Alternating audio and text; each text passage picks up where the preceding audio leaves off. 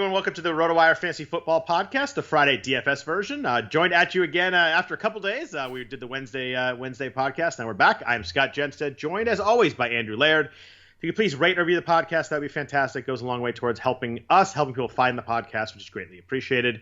Andrew, happy day after Thanksgiving. How are you today? I'm good. Stuffed still. I came this close to having pumpkin pie for breakfast, though, so maybe I'm not actually as stuffed as I thought I was. But you look awake. You look very cleanly shaven. You look like you're ready for this today. I did shave yesterday. I shave about once a week, and it's usually like Friday night, Saturday, like around then, which is why I'm usually a little scruffy. That's a normal schedule for everybody. I'm going to shave at the end of the work week. Yeah, my work week's kind of 7 days, so understood. It's really the whenever it gets long enough where I'm like scratching at my neck. And for Thanksgiving, I figured maybe I'll just actually shave today. And there you go. My wife prefers. I think my wife would want me to shave every day. And I once shaved like 2 days in a row, and I cut myself in like 14 places. And I'm like, would you prefer this? And the answer was no. And so shaving 2 days in a row is a miserable experience. Like I said, I did it like relatively recently, and I almost killed myself. And so now that's off the table.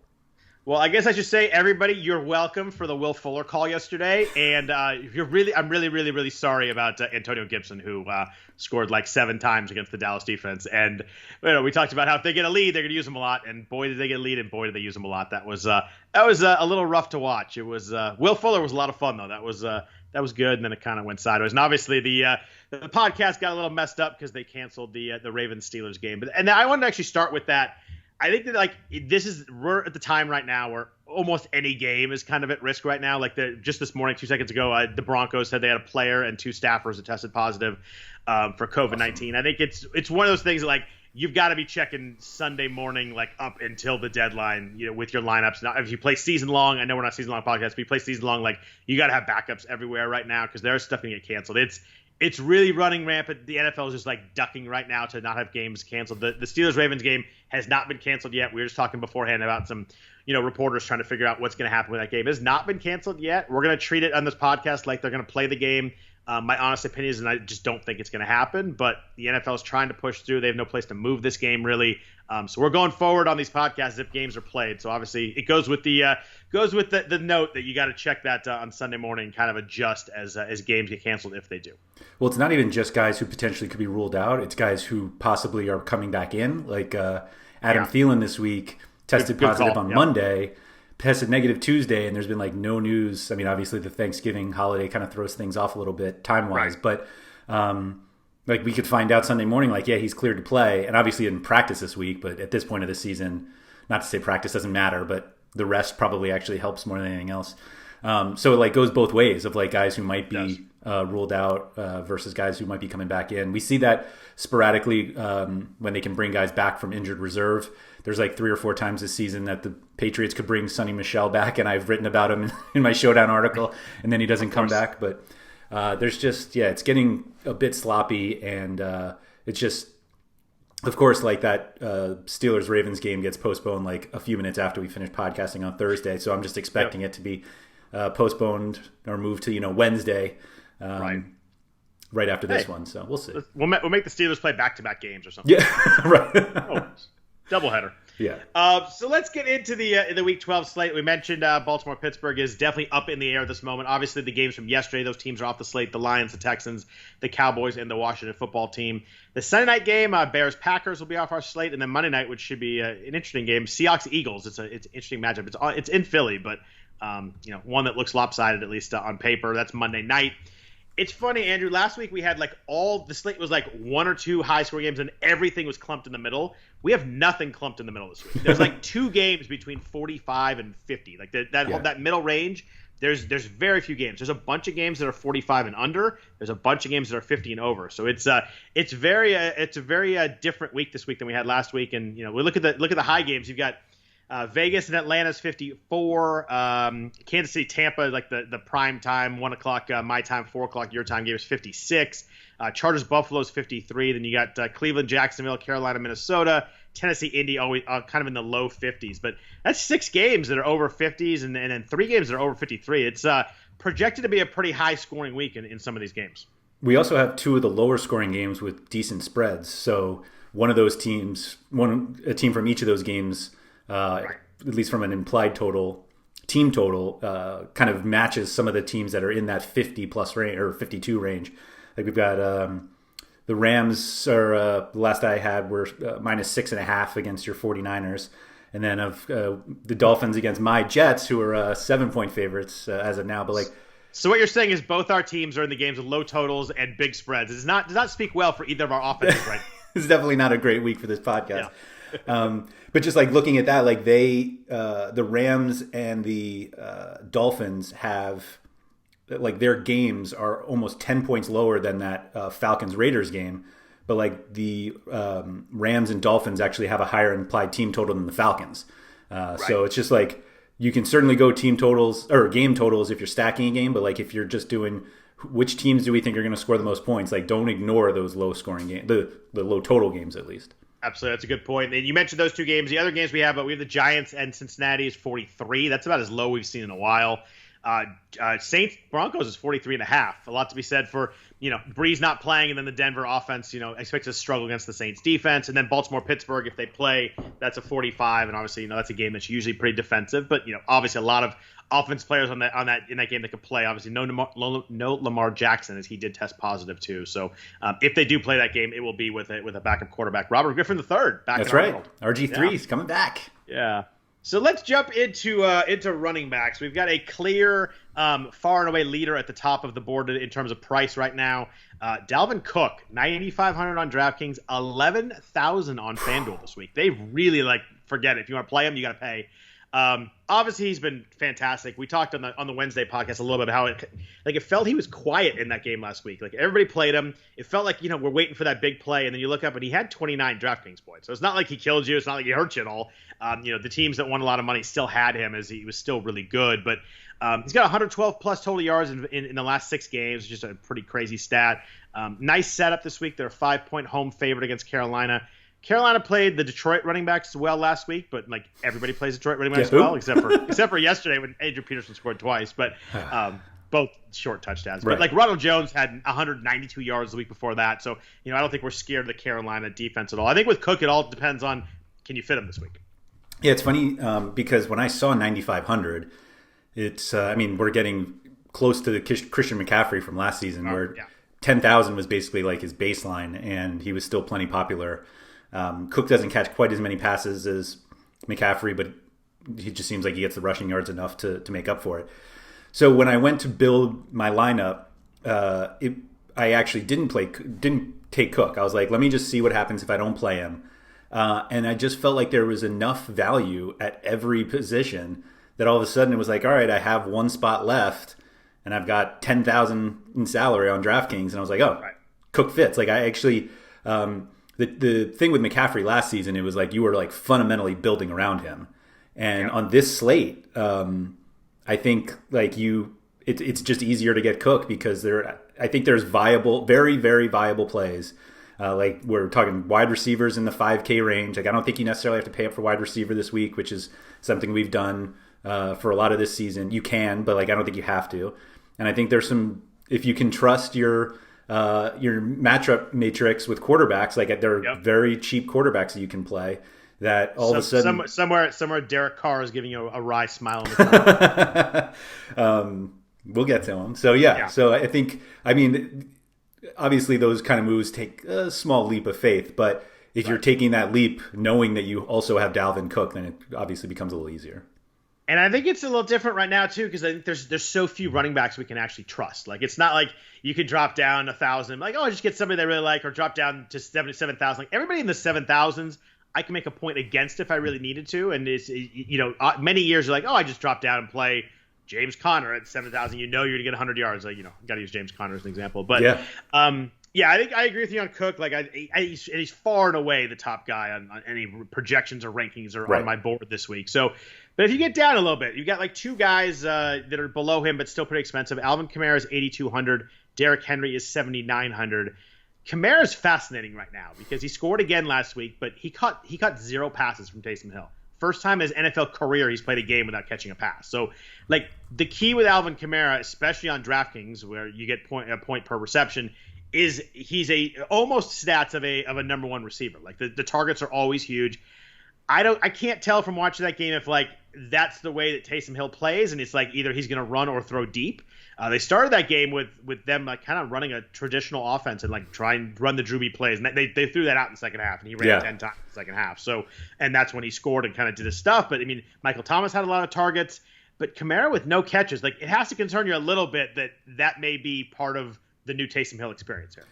Yeah, I mean, it's not like Hill was bad and like threw a bunch of like garbage passes to Kamara. Like he had one target. Like he just was not part of that passing game. Hill only had 5 incompletions, so it's not like he had a huge problem either. Yeah, it was very strange. Like following on Twitter, and people are like, "Wait a minute, are they really running a Drew Brees offense with Taysom Hill?" Like they bring in Hill with Brees specifically because he offers something different, and then they started. Obviously, that didn't work, and then the second half he was great, or great for Taysom Hill, but. He was pretty darn good too. Yeah, he was. Yeah.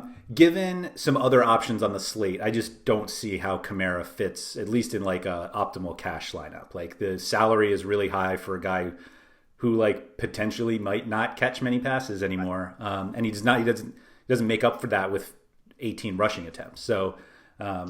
He carried the ball 13 times last week. Yeah, the game they were winning too. Right. So. I think he makes like a great GPP play because there are just so many reasons not to play him, but he's like still Alvin Kamara. So like he can break off one at any time. But we are normally paying $8,200 on DraftKings for 13 carries and 8 targets. And if it's becoming 13 and 2, then that's a big problem. I mean, I have to imagine that Sean Payton watched that film, was like, I have to figure out a way to get the ball in his hands, but there's a little bit of doubt. I mean, we've only seen one game with Taysom Hill. Like, we just don't know. They might be – they're definitely going to be a little bit different. I think we saw in the second half last week. And the other thing with Kamara and Hill is that when they get inside the 10, like Taysom Hill running the ball is a real thing, where that was never a thing with Drew Brees unless he did the goal line sneak over the top BS that he does from the half-yard line. Right. But, if you're on the 5, there are definitely a lot of different kind of run plays you can run with Taysom Hill as opposed to Drew Brees, where it's just like hand the ball to Kamara or Latavius Murray and get out of the way.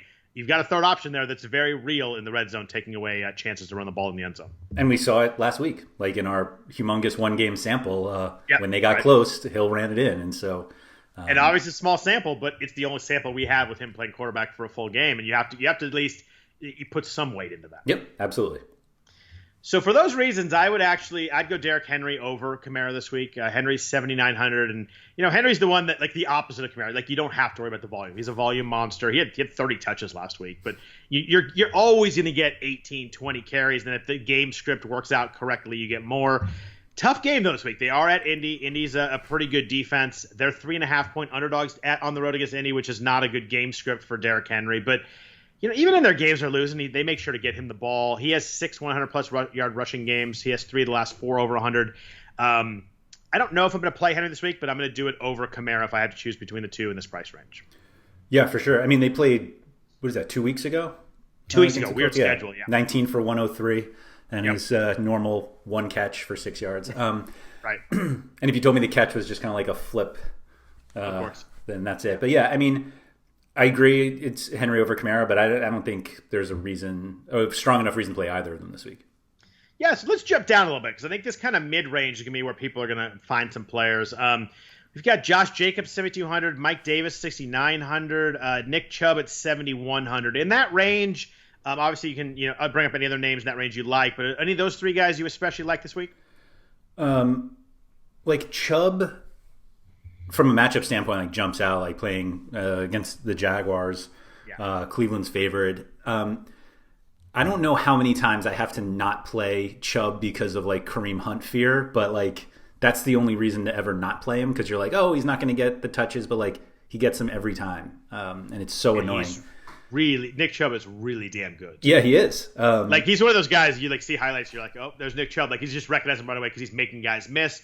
30 snaps last week only, which is the one thing you're like, oh my God, Kareem Hunt played more, but 20 carries, 114 yards. He was 19 for 126, a touchdown the week before. So I think it's clear that they're not going to play him 52 snaps, but I think that it's pretty clear that when he's in there, he's touching the ball a high percent of the time. I think it's 7,100 in this matchup.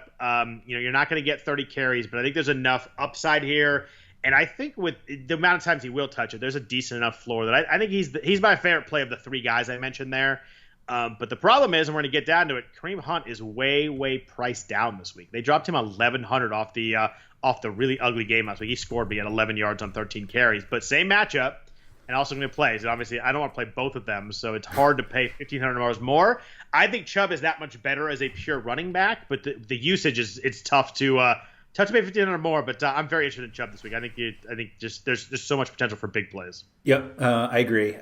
If you read Jerry Donabedian's hidden stat line this week, he noted that Hunt played every snap in the red zone last week. And I think he had 3 carries from the one also, which is like so frustrating, and why it helped his line be so inefficient. But you're like, all right, well, it's not working with the Hunt when they bring Chubb in. It's like Hunt up the middle again. You're like, so clearly that's a thing though. That's a real thing in the red zone. So like just reading right off of it, like it says Hunt played all 11 snaps in the red zone, taking 8 carries for 13 yards and a touchdown. Yep. So the Chubb thing sounds a lot like what you said last week. I think that was last week about Damian Harris.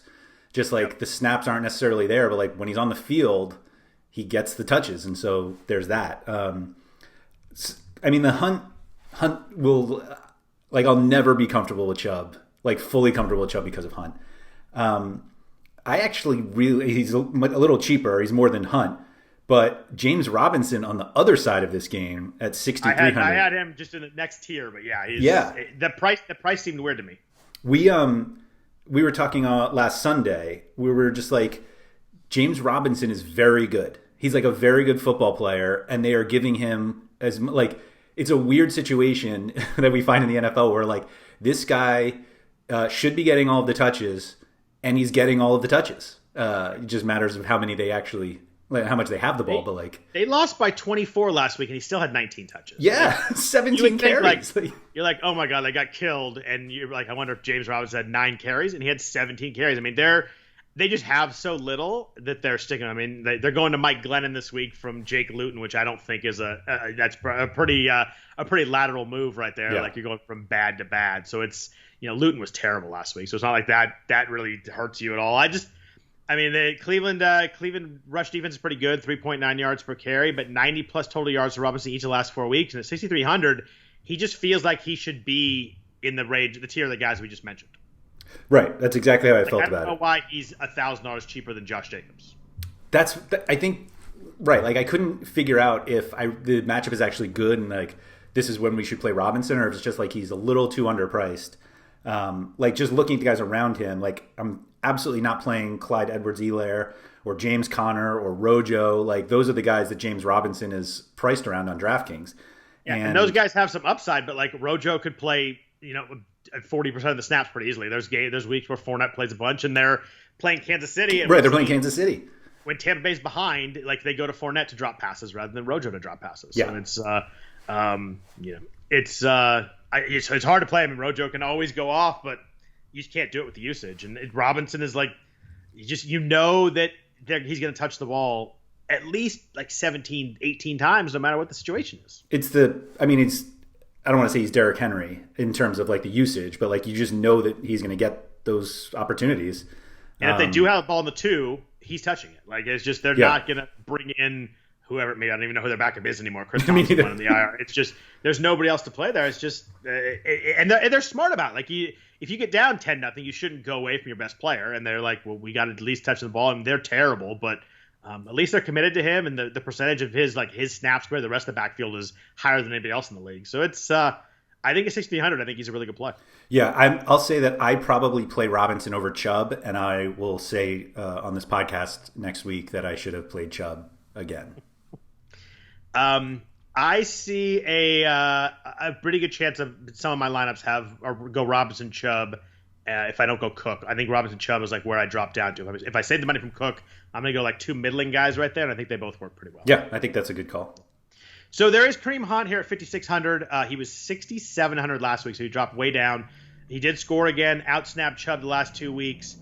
I I guess at 5,600, like he's very much in play. I just don't think I'm going to do it. The explosiveness is not really there. I think at some point the Browns are going to have to lean on Chubb a little bit more than Hunt. As they get into games, they're in a playoff hunt, so these games matter for them. It's probably not this week. They're playing Jacksonville. You think they're going to not have too much trouble there, although Baker Mayfield can always bring you back into a game that way. But I don't know. I think at 5,600 he's very playable. I just don't think I'm probably going to be doing it. Yeah, I think he's a fun GPP play. I'll put it that way. For sure. The game could work out where he has 48 yards and scores 3 times. It's just the way they use him in the red zone and catching the ball in the backfield. He get 4 catches and all of a sudden that's great in PPR. So there are many paths where Kareem Hunt works at 5,600, but he just hasn't flashed really well. Yeah, agreed. So also in this range down here, we've got some options. We talked about Gus Edwards on the Wednesday podcast. Talking for Thursday, he was 4,000. He looked like he's the one guy that DraftKings moved up on this slate based on moved his price up. He's now 5,200. Everybody else looked like they're the same. We've got Kenyan Drake here at 5,400 at New England. He has been clearly the guy in the 2 games since he's returned. 16 carries, 11 carries. Also had 5 targets last week. He's outsnapped Chase Edmonds. He's outplayed him. He's out-touched him. New England was struggling really early against the run. They've been better the last 3 weeks, but they also faced Houston and the Jets in there with no run game, so that kind of skews the stats a little bit. Down here, are you going to Edwards at 5,200 if assuming Dobbins and Ingram don't play? Drake at 5,400. I think Wayne Gallman at 5,000 is kind of interesting actually, but there's no obvious sexy free square names down here this week. What if I told you that the running back facing the team that has given up the most fantasy points to running backs among teams on this slate is in this range? Where Detroit and Houston right now. No, yeah. The top 3 in terms of fantasy points allowed to running backs, and it's not like a tell-all stat, but I think it's helpful. Detroit, Houston, Green Bay. The next one is Las Vegas, who I continue to try to search for Oakland every time I look to see what the Raiders are doing. Todd Gurley, 5,500. No, I mean, the problem, the only scary thing is if Las Vegas' offense has been good, if they get ahead, Gurley's just dead. Yeah, Gurley played 23 snaps last week against New Orleans, had 8 carries, and if you're not going to get, you need to get like 18 carries from Gurley and the red zone. The touchdown, he's dependent on touchdown, but the touchdowns are there if they stay in the game. Yeah, I'm not doing it. I'd play Wayne Gallman over him this week. Put it that way. That's fair. I saw that Gurley. It's kind of gross that you'd ever say that about Todd Gurley and Wayne Gallman. Like that sounds crazy, but Gallman's 5,000, and just the usage is there. He has 54 carries the past 4 weeks, or the last 4 games. They haven't been great, but he's the goal line guy too, which is important there. But Cincinnati allows 5.2 yards per carry. Like they get thrashed on the ground, and the game script is good for them. The Giants somehow are favored in the game on the road by 5.5 points. Like that. Even 2 weeks ago, that seems crazy. Yeah. But, Joe Burrow's out. Cincinnati's starting someone named Brandon Allen, who I think played baseball, but I don't even know who that is.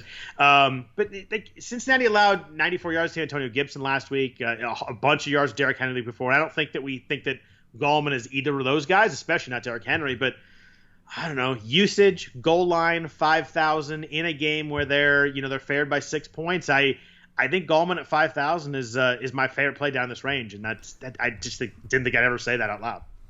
I think the benefit of Gallman is that you don't have to play Todd Gurley, and it just feels better not to play Todd Gurley. Right, right. As you're going to bed on Saturday night and you look at your lineup, like Todd Gurley not being in, it's a very good feeling. By the way, Todd Gurley didn't practice yesterday either. Yeah. He didn't practice on Wednesday, so he's not a sure thing to play either. I think there's something going on. I mean, you look at that line last week, and if they get behind Vegas, it's really going to be hard for him to get anywhere close to being worth it. I saw in the player note that he didn't play the final 12 and a half minutes of the game. Oof. 12 minutes of fourth quarter action, 0 touches. Yeah, it's just if they're behind in the game, he comes out of the game plan. Yeah. Vegas has played well. They're scoring. The offense looks good. I think there's definitely pass against this Atlanta defense where Vegas scores pretty early, and Todd Gurley's hanging out on the sideline with everybody else. Right. So I do this like the blind stacks that I've talked about. I did blind running backs this week, which is how you end up on somebody like Todd Gurley. So in terms of the teams on the slate, just like who the running backs are that are facing the teams that have allowed the most fantasy points to running backs. Gurley's 1, Cook is 2, which is like just helps his cause. Exactly. Chubb is 3. I'm going to skip 4 for now because he's very cheap. 5 and 6, Gio Bernard and Jonathan Taylor. So, oh God, never Jonathan Taylor. But the interesting thing is that the last name I wanted to bring up is Bernard, but Bernard was out in concussion protocol. Yeah. So if Bernard doesn't play, Joe Mixon's out. Samaje Perine is 4,000 on DraftKings, playing against the Giants. Perine is, we have a small sample here, but he's 24 carries for 102 yards. Not a good game script. We mentioned the game script for Gallman is good, so obviously it's not good for Perine. But if Gio Bernard is out, and from what you just said with the blind stacks, a pretty good matchup on paper, do you mess with Perine at 4,000 with Brandon Allen, and who knows what this offense is going to look like? Is the game script really like it's a technically a negative game script, but like it's still the Giants. You're right. Right. It's not like you're 19-point underdogs to Kansas City, and how the game's going to work out. Like if this game's close, I don't think anybody's going to be surprised the Giants aren't blowing someone out. Right. So how do you feel about taking both running backs in a game with a 44-point total? Not great. Right. I think you take if you do it, you take one to save salary and kind of hope that the game script works out. I think with Gallman that close, I'd probably take the team that's a favorite and kind of pay the extra money. But if Bernard's out, there are very few options to carry the ball in Cincinnati that are still upright with both the top two guys out. So Perine he's a little bit live at 4,000. I mean, you can get guys at 4,000 that's starting, but that becomes playable. Do we think Perine gets like Bernard's passing work? I don't think so. Apparently, this guy Treyvion Williams is 3rd on the depth chart, and he plays special teams and has 0 targets this year. Yeah, who knows? It's hard to see Perine really jumping out of that. It's hard to see Perine getting like 25 touches based on his history, but I don't know. Anytime you get a running back that's 4,000 and is the main guy, you have to at least discuss him and think about him. Yeah. Speaking of that, who's the 4th guy in your blind list though? Well, we'll get there. But speaking of that, we didn't mention Mike Davis at all. Mike Davis made us remember that he's a player last week.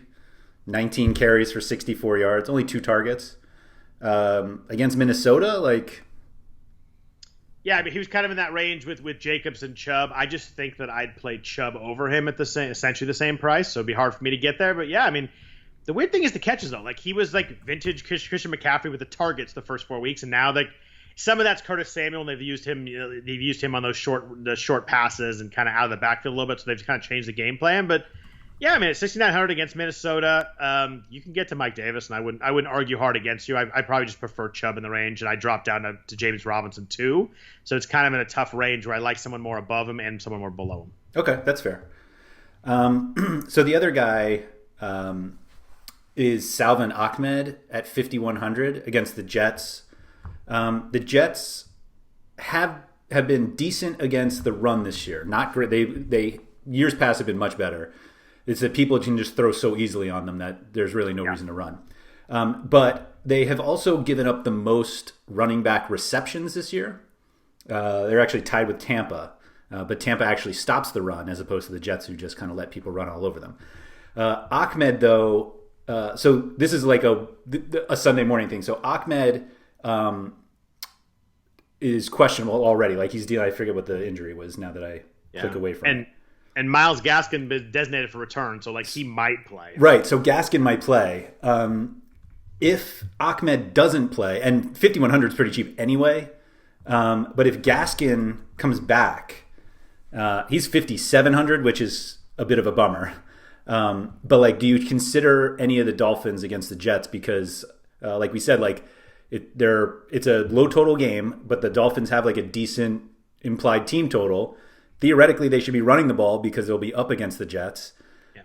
And also an offense that you're not worried about throwing 5 passing touchdowns. It's not like they're going to get their points because it's Mahomes is just going to throw for 300 yards. I mean, you got Tua who is going to play, got pulled last week. Yeah. I don't believe any of the he tweaked thumb injury I think they just pulled him because he was looking terrible, and they're trying to find some Fitz magic and come back and win that game. But if Gaskin doesn't play, I definitely consider Ahmed. I don't really worry about his injury because he came back in last week. He tweaked it really early. It was going to be here's one of those first drive guys that gets hurt right away, and he came back in. He He had 17 touches last week. He didn't do a lot with it, but, again, if you're going to get volume in a game against the Jets that, the Dolphins should be winning with an offense that, like I said, is not going to be throwing the ball 45 times. Yeah, I think I need Gaskin not to play, though. I think if Gaskin plays, there's enough in there that they use Gaskin so much and he looked pretty good early that I'd probably just stay away overall. But if it's just Ahmed and Matt Breida, who Matt Breida is kind of off the radar now too. But if Gaskin doesn't play, I think I consider Ahmed at 5,100. What if it's not Ahmed or Gaskin? Like you just said, Breida's not on the radar anymore. Yeah. But if he's the starter, I mean, are they going to share snaps with Patrick Laird? Like he's not going to do that. Your cousin Patrick Laird? Yeah. It is always fun seeing people at least say my name, but even if it's not talking about me. But you have to think of Breida at 4,000, right? You're saying Ahmed and Gaskin don't play? I mean, Ahmed did not practice Wednesday and Thursday. Not limited, did not practice. And Gaskin's been out for weeks. They just are about to activate him, so they don't necessarily have to play him. They have that 21-day window. I think there's a non-zero chance that Breida starts. Yeah, and if he starts, you got to think about it. It's just so weird. I mean, he was active last week. They used him for 7 snaps. When a game where Ahmed tweaked his ankle, it was a spot to use him, and they just haven't at all. Even when he's been healthy, he just hasn't been out there at all. He's got his 21 snaps is his high on the year. So, and that's when they were really leaning on Gaskin. Breida's freaking talented. He's so fast, but he just hasn't seemed to get it. They haven't seemed to want to use him in Miami. They traded for him, pre-draft, and you thought he was going to go in and get a lot of carries and be heavily involved. It just hasn't been. But yeah, I mean, if Ahmed's out and Gas is just coming back at 4,000, you got to think about it. But I don't know. There's enough options low enough that I'd probably just go somewhere else. But I just don't trust Miami to really give him the ball enough to make it make sense based on what we've seen from now. That's 8 games that Breida's been active, which sounds way higher than it should be. I thought he was injured before that. And look at the game logs. He was active and supposedly healthy a lot of those weeks and just wasn't used at all. Yeah. So when I was going through of the cheaper plays, just blindly, if you look at this DraftKings salaries of these guys that we have been talking about, it's 5,500, 9,500 is obviously Cook, 71 right. Chubb. I threw in 4,000 just to make the point. For Breida at least, but obviously Ahmed is more. But then it's 5,700 Bernard, 5,900 Taylor. And then 2 after that, $4,200 Devin Singletary, which I don't think anybody would play. Nope. And then $4,300 Frank Gore. Your boy. Yeah. If you can't play Frank Gore in a game that they're 6-point underdogs, I don't know when you're going to play him. LaMichael Pirine is out, so there is that. But yeah, I don't think I can get behind Gore. But no.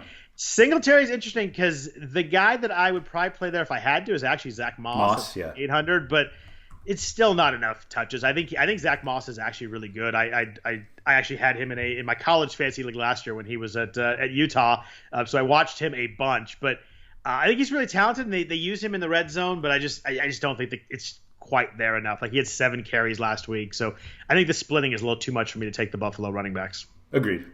Yeah, and you've got the Josh Allen's going to run the ball in from inside the 10 anyway, so there's that factor too. Yep. But speaking of Josh Allen, let's jump into quarterbacks. But first, a note from our sponsor, PropSwap. Smart sports bettors always know where to find the best odds before placing a bet, and that's why smart bettors use PropSwap.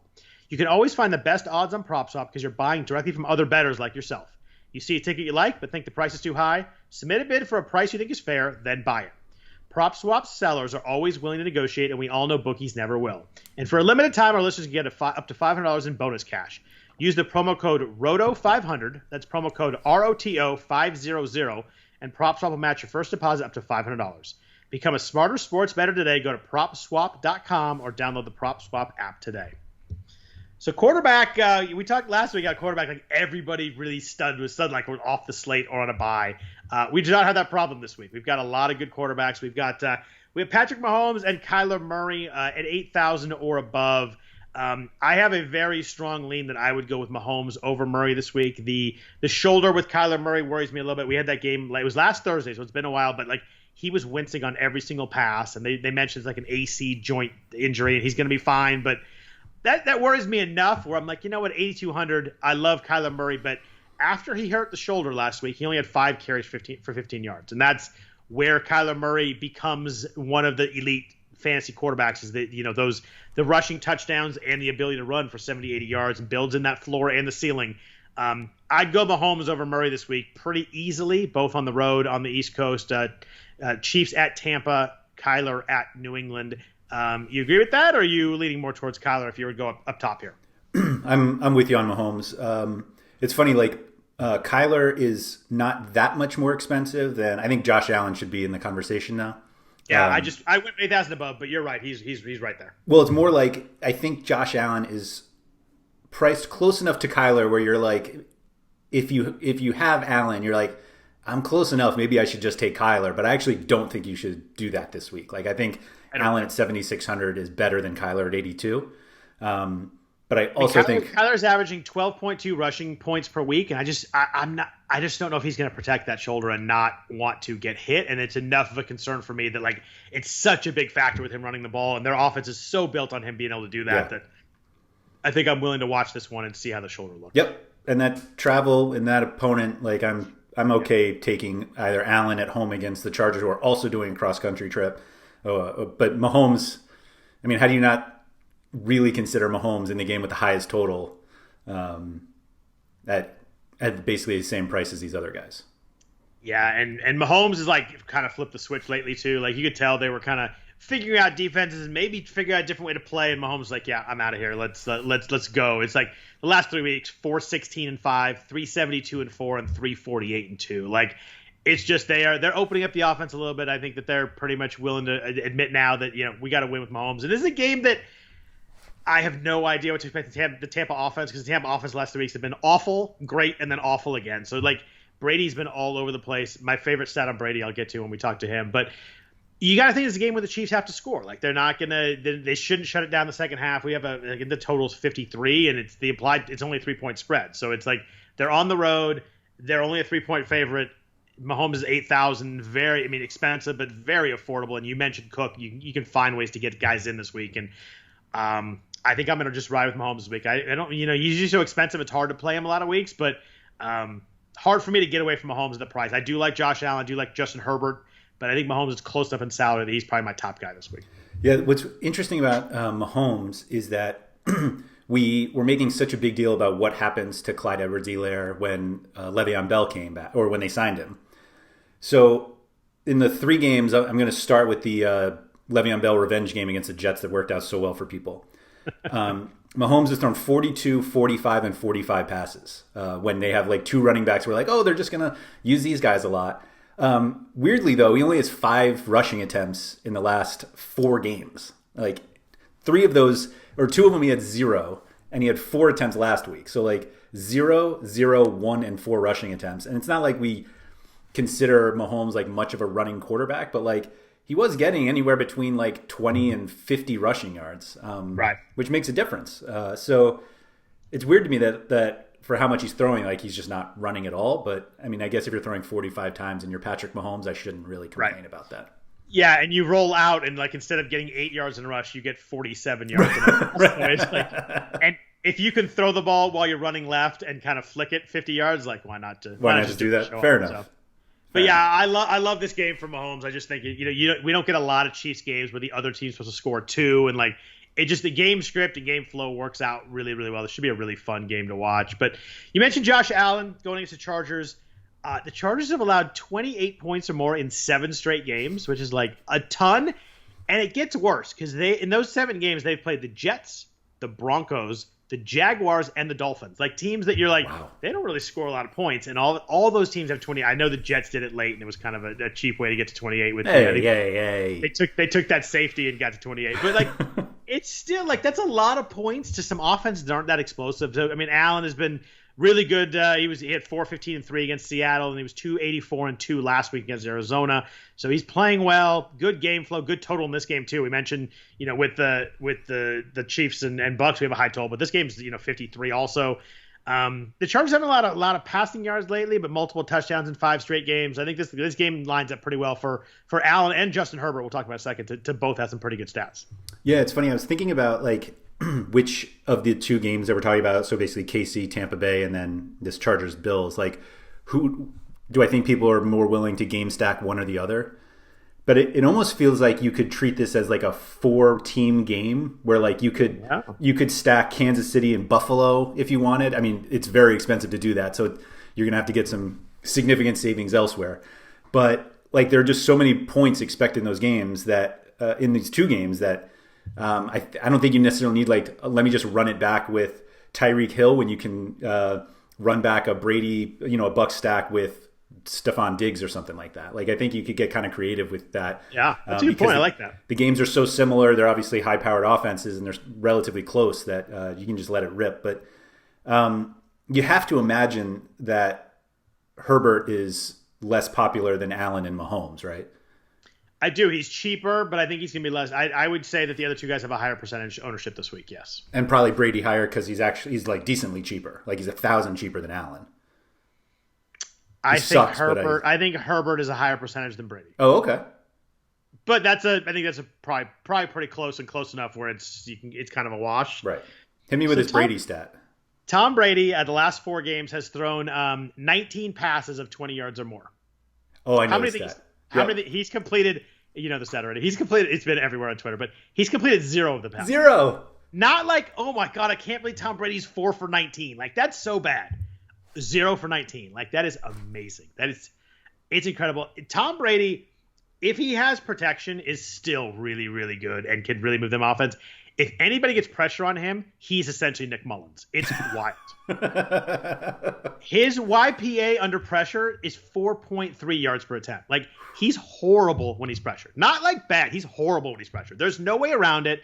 And it's the problem that they've been better than I thought they'd be. Most of that's defense, but like I thought they'd be pretty average because I thought the defense would be bad and I thought the offense would just be good rather than great. But they've been better than I thought, so I admit I take a loss there. But Brady, if you get any kind of pressure on him, is not good anymore. And he's 43, so like who's blaming him, right? He's like nobody wants to get hit when they're 43. I don't want to get hit. Yeah.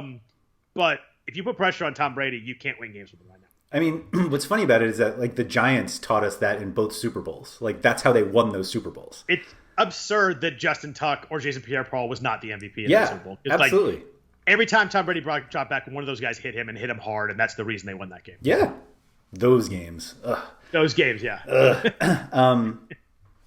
Yeah, I agree. Yeah. I just like. Did you root for the Giants in those games? Like, what the hell do you do? Those are the worst. Literally, the worst possible situation for me. Both of those Super Bowls. Horrible, right? Yeah, like that's terrible. Yeah, particularly like I mean, it's based off of where I live, but like I live in a place where you're either a Patriots or a Giants fan. Like there are not enough Jets fans to be miserable with me.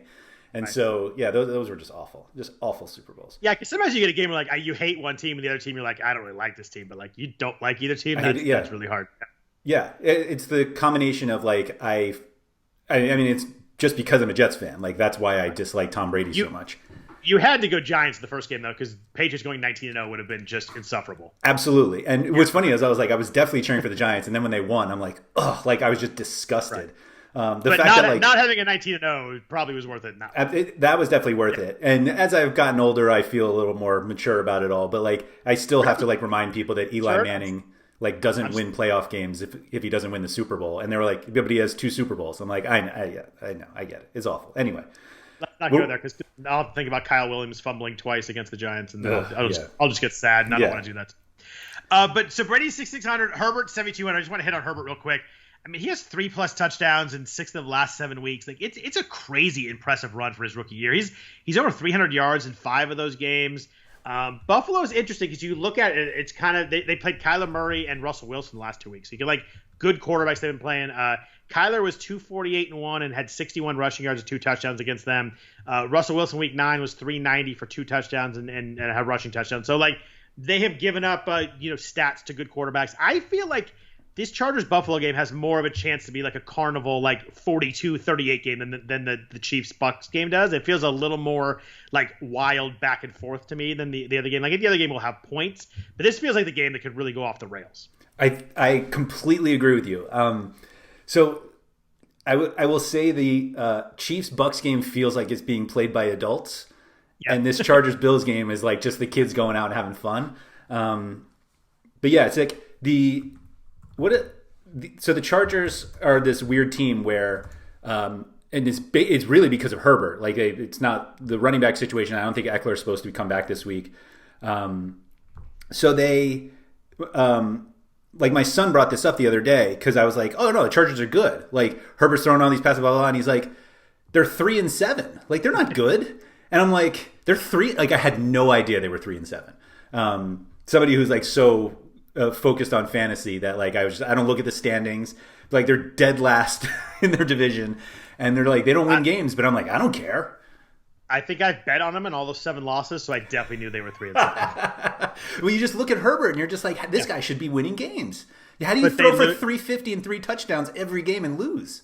Because you pull out some sort of weirdly impossible way to lose each week, and you find a way to do it. Like they've had 3 games where they're up by 17 points, they lost. Like it's insane how they've lost games, but like they could be 7-3 really easily. Yeah, but they're the Chargers. They are really poorly coached. They need a new coach. I don't think Anthony Lynn is. I think he's just over his head, and seems like a really good dude from watching Hard Knocks and all that. But I think he's a little over his head right now. But if you're a Chargers fan, like 3-7 is probably the best thing right now because you have a absolute stud quarterback. Yeah, you're gonna get another good pick and kind of you weren't gonna beat the Chiefs in the division anyway this year, so you might as well get another good pick. You probably weren't gonna beat the Raiders this year either.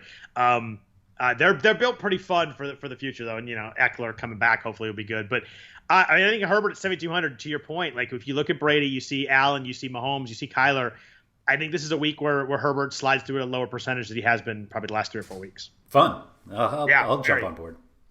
So 2 cheap guys I want to jump to, and I don't think we need to mention too many other quarterbacks, but we've got Taysom Hill at 6,200. We've got to bring him up. Last week it looked really rough in the first half, and we mentioned they were running the normal offense, and they opened up a little bit. He had 2 rushing TDs, and obviously he was 4,500 last week, and he was a tight end on FanDuel, so like he obviously was the easiest play ever there. But he weirdly like had a good passing line. Like I didn't expect. Like you watch the game, you're like, oh my god, that's underthrown, or oh my god, that was a bad decision. 18 for 23, 233 yards. And he had like a couple long plays called back. He had 10 rushes, 51 yards, 2 touchdowns there. That game was at Atlanta, so that has to be mentioned. Atlanta is absolutely horrendous. They just can't do anything right on defense. Denver's the 4th best team in the NFL in quarterback YPA at 6.7. But the rushing with Hill, obviously is big for his floor. Like I think you're going to get 50 yards. The touchdowns, who knows? That's pretty variable each week. But you're going to get 40, 50 yards, which builds in a nice floor. What do you do with Taysom Hill this week at 6,200 now that he's priced up a little bit? Yeah, I think we can just forget about him. All right. I think it's a range where you don't necessarily need to be in. It's strangely like I think Drew Brees should be at 6,200. Like I think if this, Brees has been down at 59, but like I looked at that price and I'm like, oh, that's probably where Brees would be anyway if he wasn't hurt. Yeah, I just don't think. I think Teddy Bridgewater, who's $100 more on DraftKings, makes more sense than Hill playing against Minnesota if they have to try to put points on the board, which would be weird against Minnesota, but although they have their own issues. But I think just the way that Hill played last week has to make you look at Derek Carr, 5,700 against the Falcons. He doesn't run the ball at all, so like that was obviously part of Hill's floor. But I think Carr is just such an obvious pay down option on this slate, and it's just a matter of how comfortable you can get the fact that it's actually Derek Carr. Yeah, I think the thing with Hill is like if Kamara runs in one of those two, we're like, oh my god, Taysom Hill was just a bad idea. Like that was a disaster. But he had the extra, and it worked. I think the potential for a really bad game with Taysom Hill is just too high for me to do it. I think it's built in there where he could have like 9 points and just kill you a quarterback. And Carr's 5,700. He was really good last week against the Chiefs. He was 23 of 31, 275, 3 touchdowns. Weird though, you look at like his game log and like he had under 200 yards the 3 weeks prior to that. So like it was kind of ugly up until last week. He's been playing better, but the stats haven't really been there. But the Raiders like ran the ball a bunch of those games. One of those games was the win game in Cleveland. Yeah. Great matchup though. Atlanta's allowed 300 plus yards in 5 of the last 6 games, I think. And it was and you look at it like I wonder if they played Mahomes and Aaron Rodgers every week. They played Aaron Rodgers once. Teddy Bridgewater, Kirk Cousins, Matthew Stafford, Drew Lock. Like everybody's throwing. If the Raiders want to open it up, Carr can really throw for this game. I just don't know if they'll need to. But if I'm going cheap this week and I'm going to save money, I don't know if I am yet, but it's going to be with Carr. 5,700 would be for me over Hill and over Bridgewater. How weird is it that Carr's 2 games against the Chiefs, like 275 and 3 touchdowns and 347 and 3 touchdowns? And he's looked awesome. And it's not like they were awesome. Garbage yards. Like they won one of them, and last week they were right there and could have won that game. Like I don't know if they just have figured out Kansas City's defense. Kansas City defense looks terrible playing against them. It's so weird. It's so weird. I don't know if Gruden's figured out something with the Kansas City D or whatever it is, but it's funny. You know what? We mocked John Gruden a lot, and like the contract was kind of made fun of. He's signed him for $100 million, and he just has that like mockable voice and the way he acts and stuff. But he's done a really good job with the Raiders this year. Really has. Yeah, I mean, going back to our like fantasy points allowed, it's all Falcons. Like Falcons right at the top. Yep. So I mean, that's the draw. They're actually most of the cheap guys are at the top of the opponent fantasy points allowed list. So Carr's obviously one. The second, at least on the slate, is another guy down here who we talked about earlier. I can't even find where he is now. Sorry. So Baker Mayfield's 5,300, and you joked around earlier, like Mayfield will keep you in a game whether you play for the Browns or not. We've got like Mayfield, we've got Tua against the Jets. If you think that like somehow that's where they start going with there, Herbert is high up on the list because the Bills have been terrible, and then the always reliable Matt Ryan at 5,900 against these Raiders. You can't go a podcast without bringing up your boy. Who? Matt Ryan. Oh yeah. Sorry. Mockingly your boy. But like, they're gonna throw the ball a ton again. They should. I mean, and Matt Ryan will either have 250 yards and no touchdowns or 360 and 4 touchdowns. There is zero in between with Matt Ryan.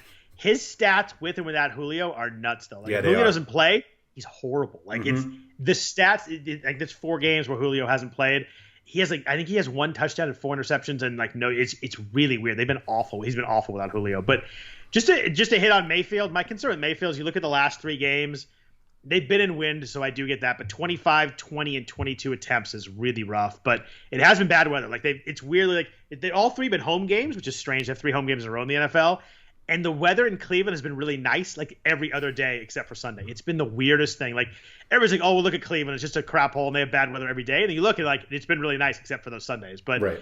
I just think with Chubb and Hunt, I think that the ability for them to run the ball and control the clock against Jacksonville is just too much for me to go with Mayfield. It's hard for me to see. And you take Odell Beckham obviously off the field. It's hard for me to see enough passing to really use him there. Yeah, the weird thing about Mayfield, and you get this a little bit with Carr as well, not as much to an extent, but like Jarvis Landry's been awful. And again, it's like, obviously if Mayfield's not throwing that many passes, then Landry doesn't have as many opportunities to catch passes. But like if you're trying to stack at least one guy with your quarterback, with Carr, you're probably not taking a wide receiver. I think there is one guy we'll talk about in a second, but like you're just not comfortable with any of the guys that are presumably, at least from a wide receiver standpoint, with those guys, which I think generally will make people kind of avoid them. But I think anyone you consider in this range, you're just like, is he better than Carr? And the only guy I thought about was Daniel Jones. I mean, against Cincinnati, yep. We obviously hit on Gallman quite a bit, but like Jones has a rushing floor, usually at least. His receivers are all healthy. And that the receiver point's key, because I think the key with him versus Mayfield or something like that is that Jones has legit weapons. Yeah. Like, Sterling Shepard's good. Darius Slayton's good. Like he has like some good. Evan Ingram is dynamic. Yeah. Yeah, he has guys to throw to in the rushing floor. I would definitely go Jones over Mayfield and whoever else you mentioned before, Matt Ryan. I just think I'd probably go Carr in the matchup instead. But I think Jones is an interesting one, and a guy that in a GPP at 5,500 with the rushing floor could be really sneaky. I like that play. Yeah, I mean you can easily like build a giant stack. The problem is that you probably don't want to run it back with any Bengals. There is a couple Bengals I might run it back with. Okay.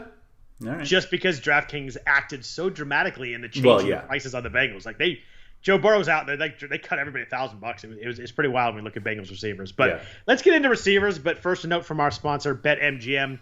Sports bettors know that magic happens when you turn a hunch into action and apply the right amount of expertise. That's why BetMGM has teamed up with RotoWire to offer new BetMGM customers a free 6-month RotoWire subscription when you place your first bet. Register on the BetMGM app or website, and once you make your first sports wager, you receive a season's length of RotoWire's unmatched sports insights. Find out why BetMGM is the king of sportsbooks by signing up and placing your bet today. Visit BetMGM.com for terms and conditions. You have to be 21 years or older to wager. Colorado, Indiana, New Jersey, Nevada, Tennessee, and West Virginia only. Please gamble responsibly. Gambling problem? Call 1-800-522-4700 in Colorado, Nevada. 1-800-GAMBLER in New Jersey and West Virginia. In Tennessee, call or text the red line at 800-889-9789. If you or someone you know have a gambling problem and wants help, call 1-800-9-WITH-IT in Indiana. Promotional offer is not available in Nevada. So, Andrew, wide receiver this week, got a lot of plays in the, let's go, if I say I'm just looking at over 7,500. There's a lot of guys that are fun. You got DeAndre Hopkins, you got Keenan Allen, you got Tyreek Hill, you have Stephon Diggs. I really like Diggs and Hill this week, but how are you feeling at the top of the board this week at receiver? I think the way I'm skewed by how I ended up building at least my first build. And that matters. I mean, building that's key in doing this. Yeah. I ended up with nobody up here. Oh, really? All right. I think that there are a lot of guys from like 4,500 to 6,500 that you can play. And obviously having Dalvin Cook and possibly Patrick Mahomes makes it very tough to get anybody in this range. And it's not just Mahomes. Like if you go Cook and Kyler or Cook and Josh Allen, it's the same problem too. It's not just like Mahomes is way above everybody else. Like any of those top quarterbacks, if you pair them with Cook, it gets really tough to fit guys in really quickly. Yeah, I think the key is if you find a wide receiver that you're comfortable with that's like under 4,000, like in a cash game, then you can get one of these guys. Like I think it's basically you got to think of, let's call it 12,000 in salary on DraftKings for two wide receivers. So it's either the 8,000 guy and the 4,000 or 6 and 6. Like think of it that way. So if you can find one, and you're usually much better at finding those guys than I am, that'll make it much easier. But you like Diggs and Hill more than Keenan Allen? I like all of them. I just really like Diggs and Hill this week. But I mean, Allen's just such a target monster that 8,000, it's hard. I'm not going to argue against Keenan Allen at all. Tyreek Hill has been really good lately. Yeah. Like we talked about, he was like kind of up and down. He's the guy that like either hits the 80-yard or it doesn't, and it's just not that anymore. He has 6 touchdowns the last 4 weeks. His last 3 weeks are 4 for 98 and 2 touchdowns, 9 for 113 and 2, and then 11 and 102 and 1. If you're going to get the ball in Keenan Allen's hands Tyreek Hill's hands 9 or 11 times, like you're gonna get good stuff. Like he's gonna break something. They use him on those end arounds also. It's weird. Week 3 through 6, it kind of goes to the Mahomes thing. Week 3 through 6, so 4 games. Tyreek Hill had 21 targets, so 5.25 a game. Week 7 to 11, they had a bye in there, so 4 games also. 48 targets in those 4 games. So 48 targets in the last 4 versus 21 the 4 before that. Kansas City has changed their offense the last 4 weeks. They've just not changed their offense, but they've let Mahomes do what he wants to do, and it has come with that with Tyreek Hill, with Travis Kelce. And the thing with this passing tree right now is like they're not spreading it around as much as you like. Usually it's like you got some Sammy Watkins, Demarcus Robinson, Pringle. Like they're Hill and Kelce, and they are feeding those guys. And if you get Mahomes feeding someone, that's just nasty. I can't believe I'm saying this. Does the potential return of Sammy Watkins change your mind at all?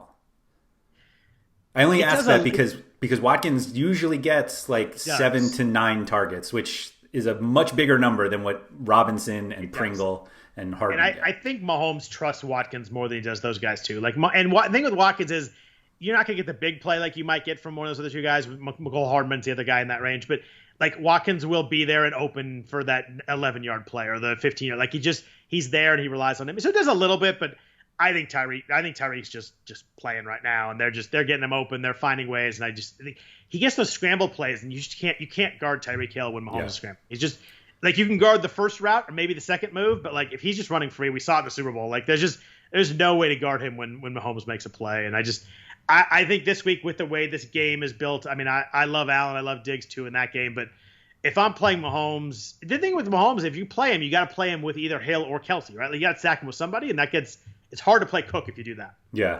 I look at Watkins a lot like we were talking about Brandon Cooks. Like Cooks is like one of the most consistent cash game receivers that like you can always depend on catches, but like he just never hits a ceiling. And Watkins, was that this year where he had 2 touchdowns in week 1? It feels like an eternity ago. It was last year, but he also had it this year. But he also had it this year, right? He had 7 for 82 and a touchdown. Right. So like I guess theoretically, yes, he eventually gets it. But it just seems like game to game, he's just so consistent. But like he's just consistently in this range as opposed to this range. Sorry for those who are watching, who are not watching this on YouTube.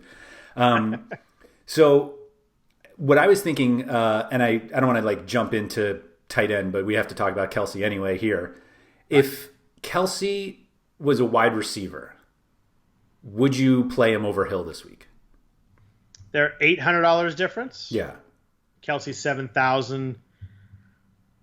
It's a good question. They're really, really close, but for the $800, probably. I'd probably play Hill. So I was thinking about this. But they're really close. Yeah. So I was thinking about this with the Carr thing because Darren Waller is Carr's top option. Like that's who they go to.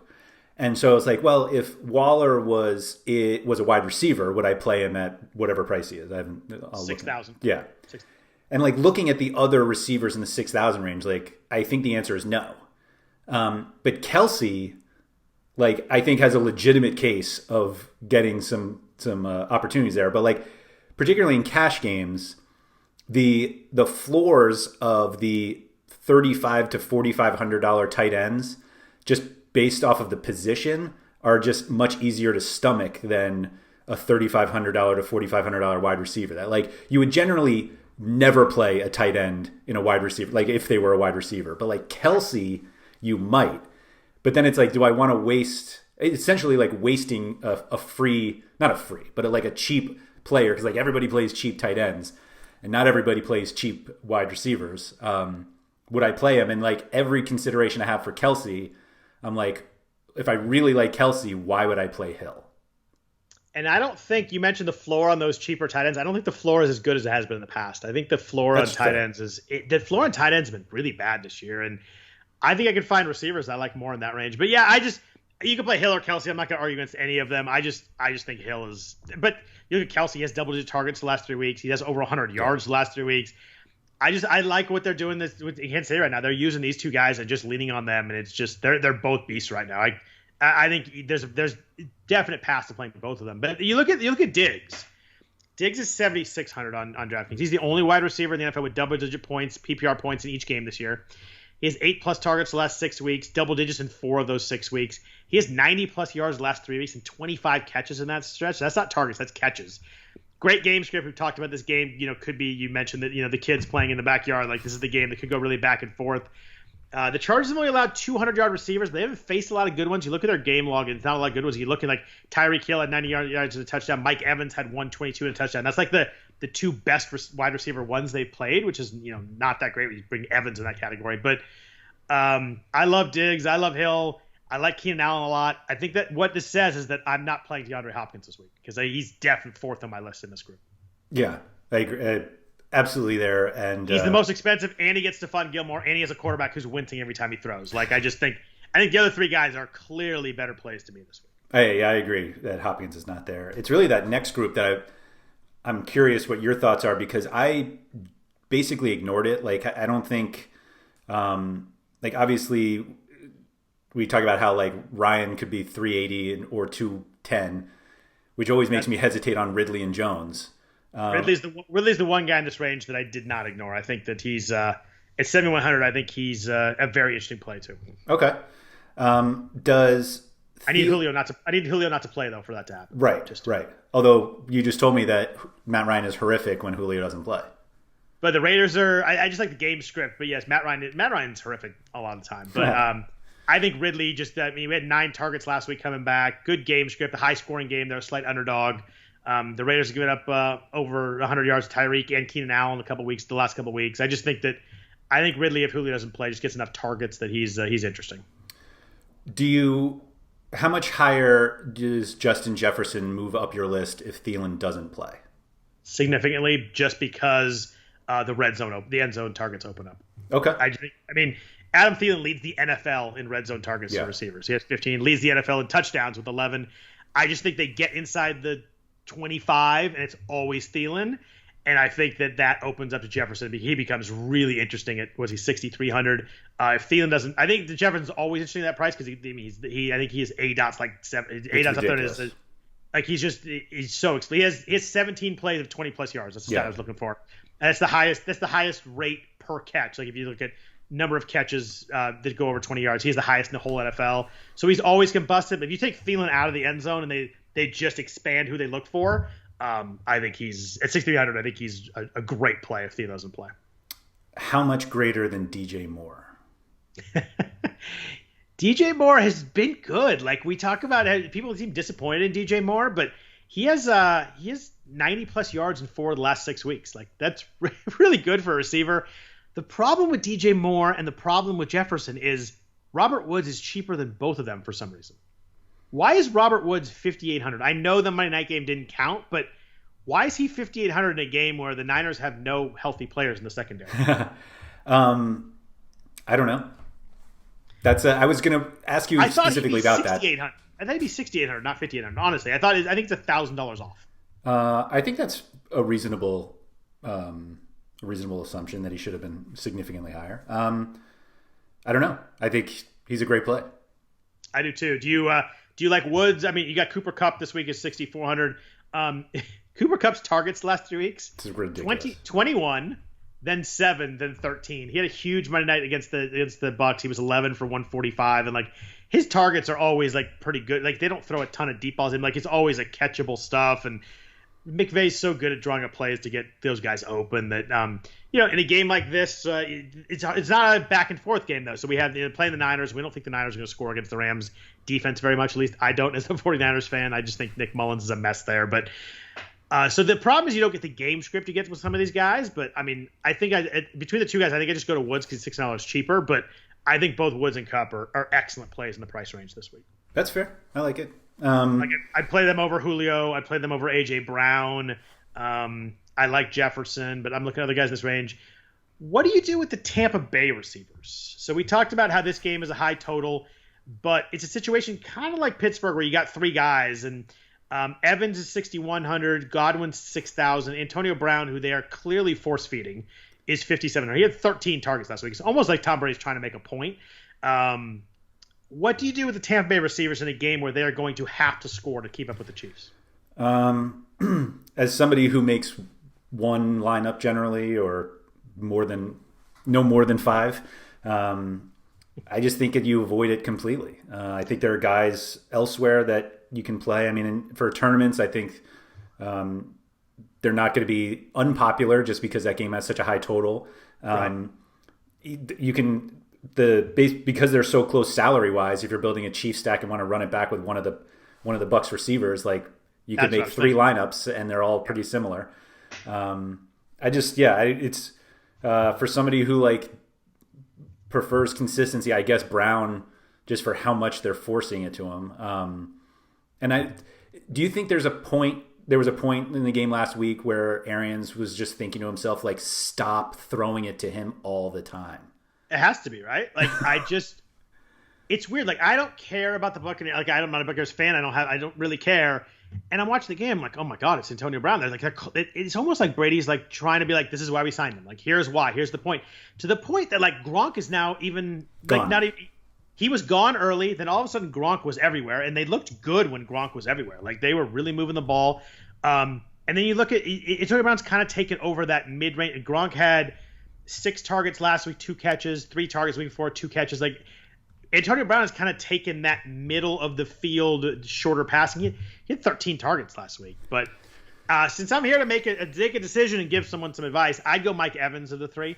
I just think you get the touchdown red zone play, but he also has 20 targets the last 2 weeks. You could kind of argue 4 against any of these 3 guys, but if I'd go with someone, I'd probably go Mike Evans just because he scored in 8 of 11 games. They do run those fades in when you get inside the 10. Yeah. I like to use them. And enough targets to boost up the floor a little bit, or better than it was earlier in the year when he had those like 2 target games.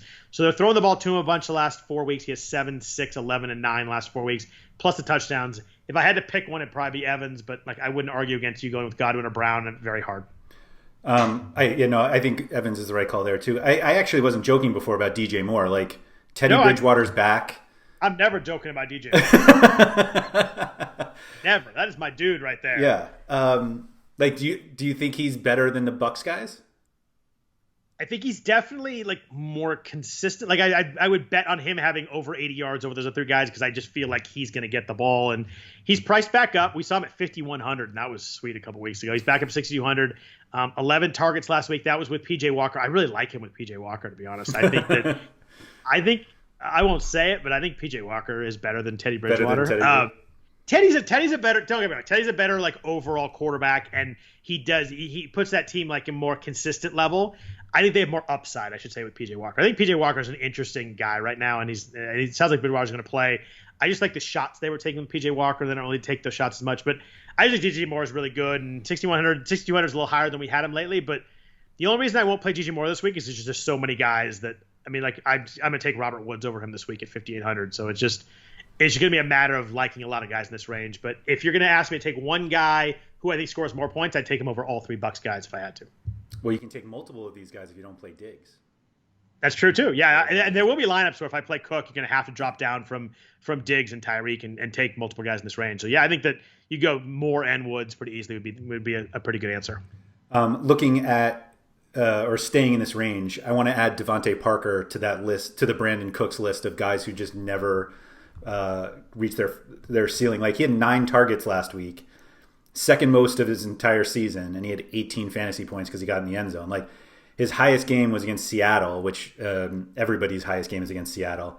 10 catches for 110 yards. But, like, it's weird. Like, the ceiling is just not there, but, like, he's just so consistent. 5,900, like, if you get your 15 points, like, that's pretty good. But, like, for being the top option against a Jets defense, like, theoretically, he should be getting some looks, right? I think Devontae Parker is really talented, but for me, it's a Tua problem. I can't see, like, I have a hard time visualizing a game where Tua throws for like 330 and 4. And like, you just want to see some sort of like big passing upside when you use a receiver. Like, you can see that with these other guys. Like, you can see Goff throwing for 330 and 3 touchdowns against the Niners. You can see Bridgewater throwing for having a good game with DJ. You can see Brady. Like, I just can't see a path where Miami does that. I mean, it's the NFL, and you always get some weird stuff, but like, he doesn't look very good right now, and they're not building their offense for him to like have that big splash game. And you're not going to be a game where you can't imagine the Jets score, 30 points where they have to throw it and drop back, 40 times. And I just don't think if they don't have to. So Tua doesn't have over 30 attempts yet in a game. Yeah. Staying in that game, Jamison Crowder is only 5,400 and has Sam Darnold back. That feels a little underpriced to me, given how good Crowder was with Darnold. Over the past few weeks, Flacco's kind of ignored him for Perriman and Mims. Mims is also very cheap. But what do you think about the Jets situation with Darnold back? Do we know, you're the Jets fan, do we know Darnold's definitely playing? He practiced fully yesterday. Okay, so that's a yes then. Yeah. Yeah, I think Crowder becomes way more interesting with Darnold just because it's kind of a security blanket and he likes to dump it off to him. I'd probably drop down 2,000 and go Mims instead, but if I want to get some piece of this game and some piece of that offense. But yeah, I think Crowder's and nobody's gonna play Crowder because he's been so quiet lately. And you're right, with Darnold, he's a different player than he is with Flacco, just the way they play. Yeah. I really like Denzel Mims as a football player, though. Yeah, me too. So the difficulty with considering Crowder is that I think there are like 5 other guys in the range that you could play. Like, I think DJ Chark, if he plays, he's been like really banged up this week, but like Chark has a really solid matchup against a banged up Browns secondary. You trust Mike Glennon more than I do. Well, I kind of liked what he said earlier this week. He was like, I have nothing to lose. And it's like, I do like that. Like, all right. So like a taller, weirder looking Jameis Winston. Yeah. Sign me up. I love quarterbacks who take shots and take chances. Throw picks, hit my receiver. That's fine. I'm just not sure how far Mike Glennon can throw the football at this point, but who knows? I think Sterling Shepard at 5,100. We talked about Jones having all his guys back. Like, I think he makes a ton of sense. I think you could kind of make the argument he was terrible last week, but like Jacoby Myers or one of the Patriots guys, if they have to score points in that game, you keep up with Arizona. We've got your boy Michael Pittman here, who God, he looked so good early. Yeah. Stopped throwing the ball. It was frustrating. They could not guard him, and he just stopped using him. The way Indy played, they spread it around a lot, and it's like Rivers. They were making plays, but they spread it around a little too much. But I think Pittman's really good. Yeah, it's funny because NFL depth charts are more art than science, and so when I did my blind stacks, I'm like, wow, the Colts are really cheap, and I'm like, oh, because I have 3,900 T.Y. Hilton, never played T.Y. Hilton in here, so that's is T.Y. 3,900 now? 3,900. It's so bad that you didn't even look. I look at everybody's price when I prep for this. Everybody, like guys, I'm like, oh, I wonder his price is. I didn't look once at T.Y. Hilton's price this week because I am just not doing it. It just 3,900. Yeah, I actually just had to check because I was like, oh, maybe I was wrong. We got your boy Tyler Boyd. If I'm just going to make all of the Bengals guys your boy. So can we talk about the Bengals right now? I mean, sure, but like you're giving me a hard time about Mike Glennon throwing passes, and then you're like, hey, take the Bengals, go nuts. But yes, it's the same point, and I just can't believe how much they cut the prices. Like Tyler Boyd's been like around 6,000. He's 5,000 this week. T. Higgins was 5,900 last week. He's 4,700 right now. Mm-hmm. Granted, I don't think we have any clue what Brandon Allen's going to do, and I don't think we think it's going to be good. But like Tyler Boyd's going to get targets, right? Like they're going to throw the ball. Tyler Boyd had 11 targets last week. He's averaging 9.4 targets a game the last 5 weeks. I get that Joe Burrow dropped back 180 times a game. Like we talked about last week, he was averaging 46 dropbacks a week. Like it was insane how much they were throwing the ball. And to the point that like you're almost like, well, he was going to get hurt because he was throwing the ball. I hate what happened to Burrow though. It's just awful. Yeah. Because I love Joe Burrow and just like that injury is really brutal. But they're an underdog. They should be throwing. They don't have a running back that like they're going to be like, well, we're behind this game. Let's just hand it to James Robinson, say, as we're losing a bunch of times. We talked about how they're not going to hand the ball to Samaje Perine and Gio Bernard if he plays a ton of times they're losing. Like that's just not a path to doing anything. Like they're going to throw the ball, and if you're going to give me like, I think Boyd and Higgins are just really talented. I think they're just underpriced, but it's hard to do it with Allen. I fully get that, but I don't know. I think T. Higgins at 4,700. I mean, his targets last week 9, 9, and 10. He's obviously an explosive guy. His 10 targets last week end up with 3 for 26. So I get that. But that wasn't even with Allen. That was with Ryan Finley, who's actually worse, which is tough. I was going to say, who is so bad that they are starting so bad out. that, like, they're going to the guy at the practice squad. Like, that's a bad sign. So I think both these guys are usable. It's hard to pick out which one to do. I'd probably go Higgins just because I think it's a little more explosive. But these are two really good players at really cheap prices. It's so much unknown with the quarterback position that it makes it tough. I get it. And I made the point with Glenn that you can make the same point back for sure. Nelson Aguilar at 4,900 as Derek Carr's top wide receiver.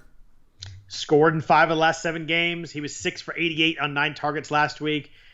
The weird thing with Aguilar is like you looked at the game last week. You're like 9 targets. He looked great. His targets the 3 weeks before that were 2, 3, and 4, which surprised me. Like I thought he was more involved in that, but it's just he's hitting those big plays. For those who do math, that's also 9. Yeah, it's also really good. Super touchdown dependent, but yeah, I mean, if you're gonna go with Carr and you want to go cheap at tight end, you want someone to stack him with. I think Aguilar's the guy you do it. I mean, Henry Ruggs is the guy you're like, oh, sexy name, but like he's done nothing. Like, why does he not get 12 targets a game? At least give me 6. Yeah, he had 1 target last week. Like he had 4, 3, 4, and 1. He's playing a ton of snaps too. I don't know. It's tough because you look at all these other rookie receivers and like Justin Jefferson's been great. Chase Claypool scores a touchdown every week. Pittman scored last week.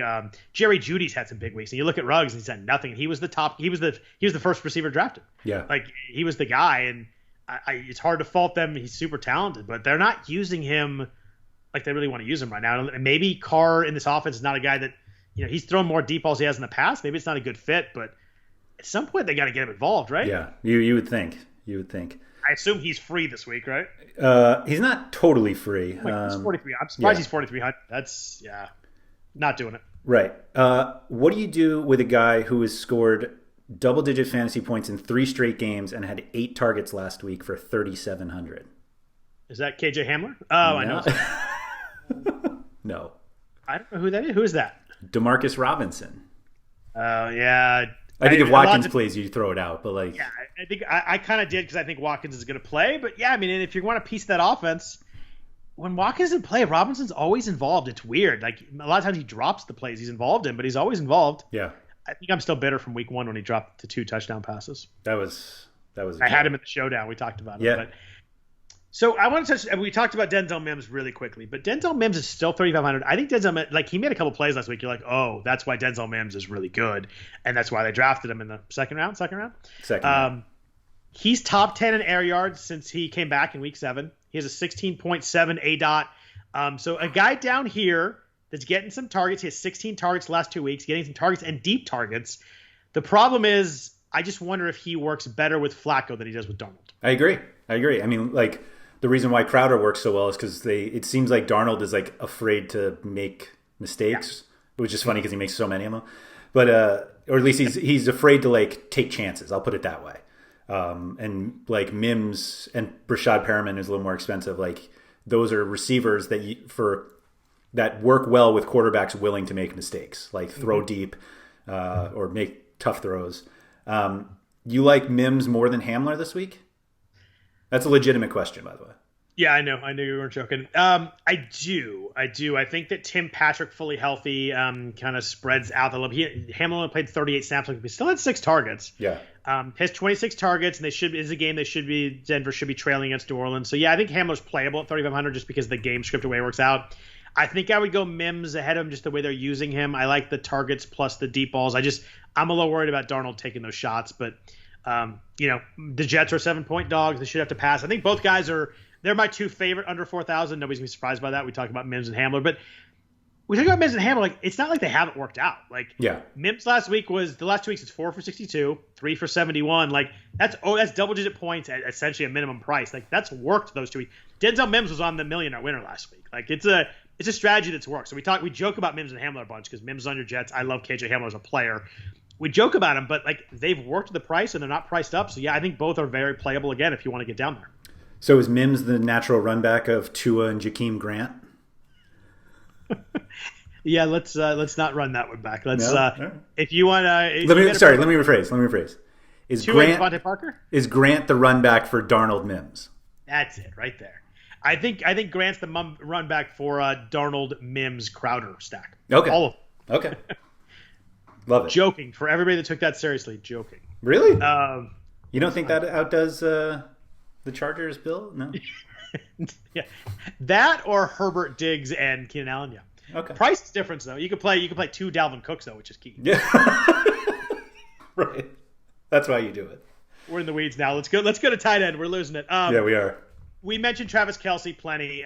He's 7,000 this week. I think he is an absolute stud, very playable. They are feeding him. If you want to stack him with Mahomes, fully get that.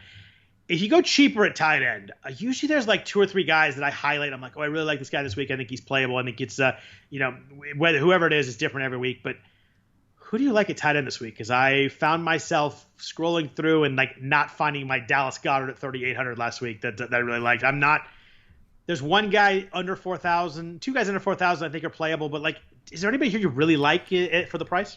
No. I think Mike Gesicki is a fine play this week against the Jets at 4,300.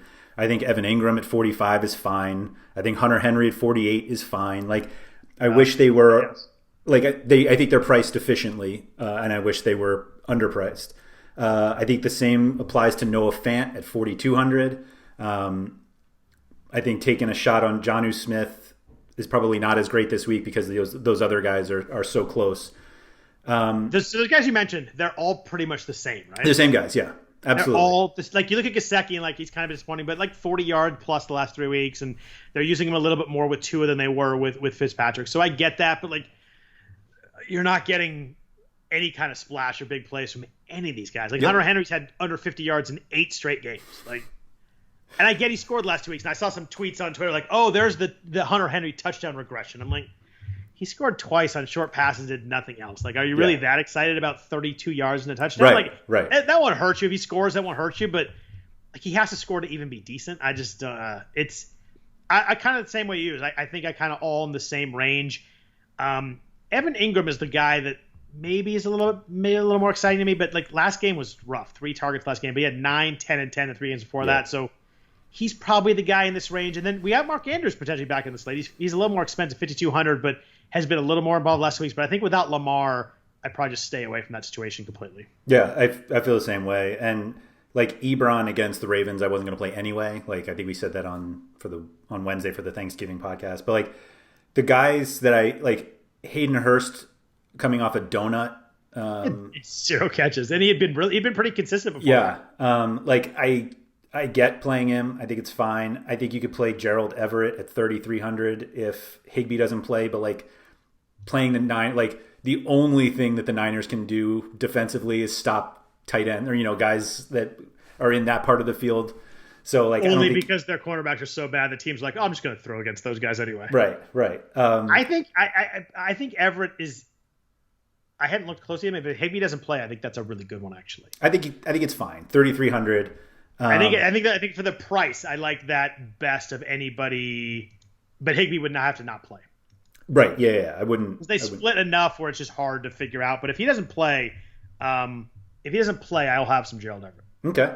I think there will be people who play Hooper because why not? Like these guys, I'm literally just naming names at this point. The one that like made me perk up a little bit, and then I had to come back to my senses quickly. Chris Herndon is 2,800. This is a guy that like people thought he might be the Jets' leading receiver this year. Had a touchdown last week. For those who don't count, he is not the leading receiver for the Jets this year. Yes, he had a touchdown last week on 3 targets, which is the most targets he's had since week 3. Do you remember what? Do you remember what week Darnold got hurt? When was it? Which game was it? Was it the Indy game? I think so. So you look at Herndon, the 3 weeks with Darnold, 7 targets, 4 targets, and 5 targets, which is not huge, but like for a tight end under 3,000, pretty interesting. And then since then, 3.30, Yeah. So like it's pretty clear that he was involved in the offense with Darnold. He wasn't good, but he was involved in the offense with Darnold was there. And completely out of the offense without Darnold. Yeah. So if Darnold plays, if you're going to completely punt the tight end position at 2,800, like you could do worse than getting a guy that the quarterback likes to throw the ball to. Yeah, I mean, honestly, like you're just guessing at this point, but like Kyle Rudolph, I guess Irv Smith is questionable. Like, so if he doesn't play, but like Rudolph, none of these guys are good. Like, I'm not going to like pretend that Herndon is so much better than these guys, but like, what about Jordan Reed at 3,600? Is he going to play? Like, don't we not know why is it not a COVID thing? I guess it's a non-COVID illness. I don't know. I think it's a non-COVID illness. I think he's fine. He's another guy. He's fine. He had 6 targets last game. Yeah.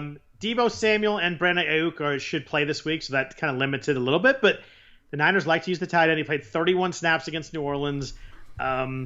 I think down here at 3,600 in an offense that needs some help, and Mullins clearly likes him and threw him 6 times last game. I think Reed's enough of a talented guy here. Obviously, there's the chance that he gets hurt on Series 1 and never comes back. But I think down here for the talent, I think Reed's playable at 3,600 just because I think that if they do use him, it'll be in the red zone. He can have some explosive plays. So I think the talent plays well here. Sure. But Herndon's interesting at 2,800. I might look closer at that one too. There's nothing to see is the problem. Look all you want. Defenses this week. We've got get some, like we mentioned earlier, got some like good teams playing bad teams. That usually is good for defense. I got 3 defenses I really like this week. So I want to hear who you like first, though. What do you think the Steelers' price would be if we knew RG3 was starting before salaries were posted? Higher than it is now. What are they now? 4,200? Yeah. Which is tied for the most expensive, so it's not like...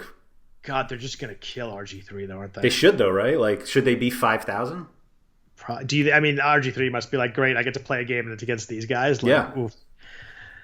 Yeah, I think that, who knows if that game gets played, but yeah, the Steelers are very playable at 4,200, I think, if... and Lamar's out, so it's not a question of if Lamar plays. Lamar's out. Yeah. It's a matter of they play the game. Right. Right. But it's a morning game, so it's not like it's going to be like canceled like later in the slate or anything. We're going to know. We should know by tomorrow. I imagine we'll know by Saturday if they're going to play. We got travel and all that, but it would be kind of an NFL move to be like, we're going to move to 4:00 because we have all these totally. COVID issues, and just have teams chill in the locker room waiting to play. It'd be great. It'd be like some sort of wrestling event. It'd be terrible.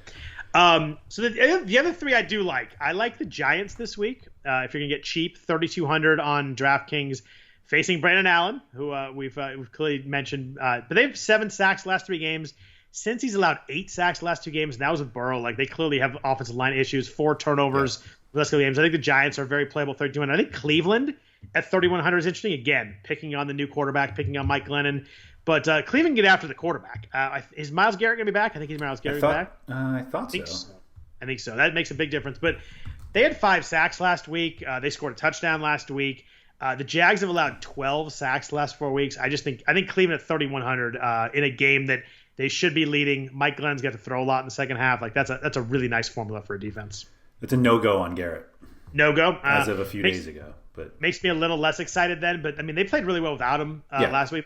I pulled off their defense last week, and they had a touchdown, I think, on like the 3rd play of the game from Carson Wentz. And I think I texted you like I'm an idiot, I think was the exact quote. But and I had to remind you that defensive variance is ridiculous, and you can't beat yourself up over it.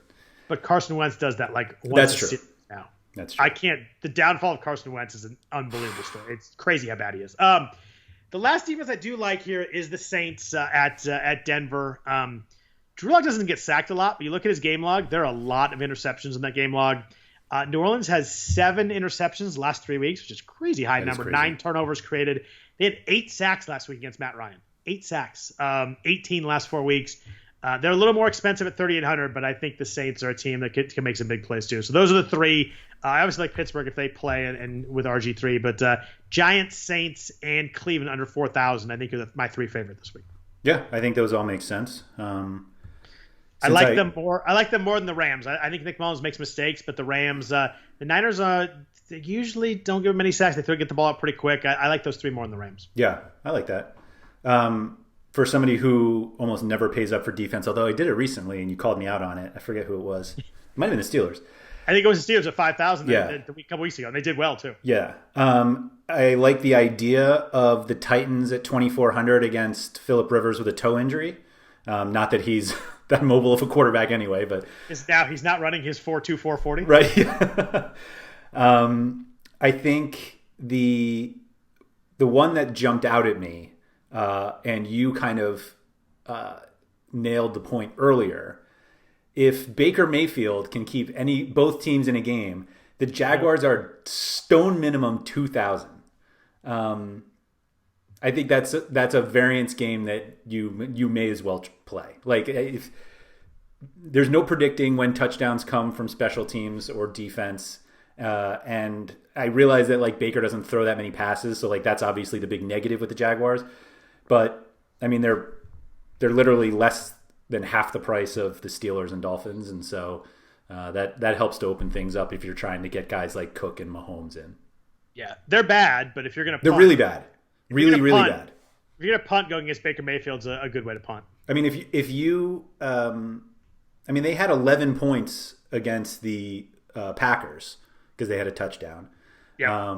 They had amazingly they had 5 points against the Chargers with a touchdown. So that's hard to do. Wow, that's awesome. Yeah, I believe it was a return touchdown, not a special teams touchdown. I could be wrong about that. But that is very hard to do. But I mean, it's just the variance there. If you can get 5 points out of 2,000 for a defense, you can't really complain that much. Yeah, if you want to go Mahomes with one of his pass catchers and Cook, like you're going to have to do something somewhere. And defense is usually the place to do it because you can get a return touchdown, and that's it. Not something you can predict. It's like mentioned, so variable. If you're going to do it, that's the place to save some money. I will say they have twice scored 0 points, but they have never. Zero is very much in play for them. But they have never scored -0 or negative points. So we have that going for us. That is beautiful. Never scoring negative. I like that I like this for a defense. So, anybody else you want to mention? I think this is a fun slate. We got a lot of, like I mentioned, a lot of high scoring games. We got a couple potential really high scoring games in those 2 games we mentioned with the Chargers Buffalo and then Buccaneers Chiefs. And Buccaneers Chiefs would be a fun game too. I have no idea what the Bucs offense is going to look like. It's just so up and down all over the place. I don't know what to expect from Brady, so that should be a fun game. But anybody else you want to discuss? Nope, I think we're good. Beautiful. Thanks everybody for listening to the RotoWire Fantasy Football Podcast, the Friday DFS version. Thanks for listening all year long. Now that we're in week 12, if you want to follow Andrew on Twitter, he's at RotoWire Andrew. I am at Scott Jenstad. We'll be back at you next week with week 13. Hope everybody has a great week 12, a good holiday weekend, and take care.